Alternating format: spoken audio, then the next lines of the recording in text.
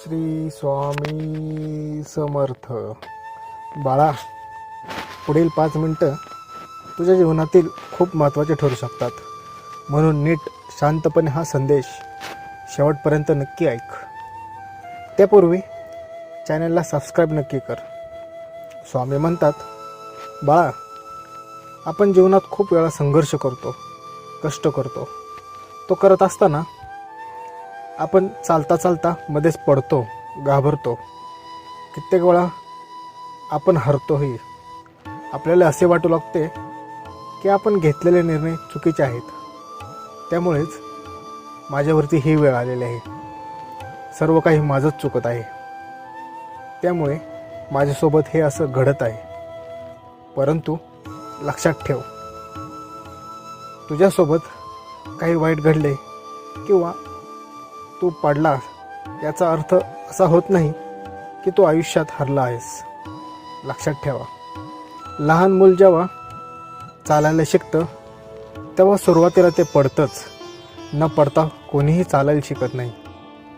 शिकताना ते पडलं म्हणून त्याला चालताच येणार नाही असा अर्थ होत नाही. या उलट लक्षात ठेवा, जेव्हा लहान मूल पहिल्यांदा चालायला शिकतं, ते ज्यावेळेस पडतं तेव्हा ते परत उठून पुन्हा चालण्याचा प्रयत्न करतं. ते आधीपेक्षा अधिक चांगल्या पद्धतीने प्रयत्न करत असतं. असेच प्रयत्न करता करता शेवट ते लहान बाळ चालायला लागतं. आपल्या आयुष्यातही अगदी असंच असतं. आपल्या जीवनात कितीही वाईट वेळ आली, संकट आली, तरी आपण त्याला घाबरलं नाही पाहिजे.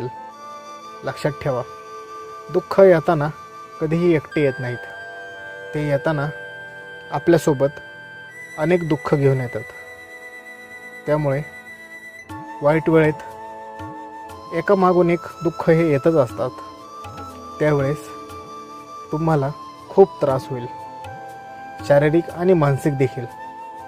तुम्हाला असे वाटू लागेल की देवाने सर्व काही दुःख हे मलाच दिले आहे.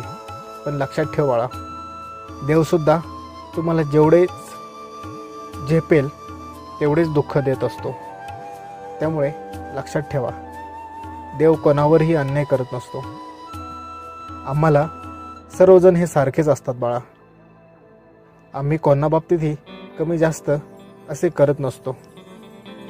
त्यामुळे लक्षात ठेवा, आयुष्यात जेवढे सुख असते, दुःखसुद्धा तेवढेच असते. फरक फक्त तुमच्या विचारांचा असतो. तुम्ही विचार कसा करता यावर सर्व काही अवलंबून असते. त्यामुळे आयुष्यात कितीही वाईट वेळ येऊ द्यात, संकट येऊ द्यात, त्यांना घाबरू नकात. लक्षात ठेवा, प्रत्येक संकटातून बाहेर निघण्याचा मार्ग हा असतोच. आणि स्वामी तुम्हाला तो मार्ग दाखवतच असतात. तुम्ही फक्त तुमच्या संकट काळात घाबरू न जाता शांत राहून त्या मार्गाला तुम्हाला शोधता आले पाहिजे.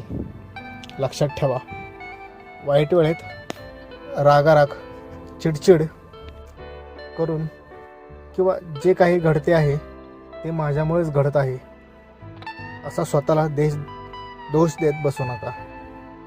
यातून तुम्ही स्वतःला आणखीन दुःखात टाकत असता. याउलट अशा प्रसंगात नेहमी मन शांत ठेवून विचार करायचा. मार्ग नक्कीच सापडतो. त्यातूनही तुला काही अडेल तर स्वामी समर्थ शेवटी तुझ्या पाठीशी आहेतच. ते तुला काहीही होऊ देणार नाहीत.